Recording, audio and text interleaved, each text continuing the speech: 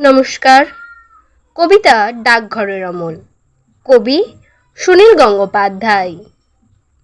তোমরা কি কেউ দেখেছ সেই অমলকে? ওগো দইওয়ালা, তুমি তো পাড়ায় পাড়ায় দই নিয়ে ঘোরো, কত মানুষের বাড়ি বাড়ি যাও, দেখনি যখন দূরের পাহাড়ে বৃষ্টি নামে, ঝর্ণার পাড়ে খেলা করে প্রজাপতি, অমলকে মনে পড়ে।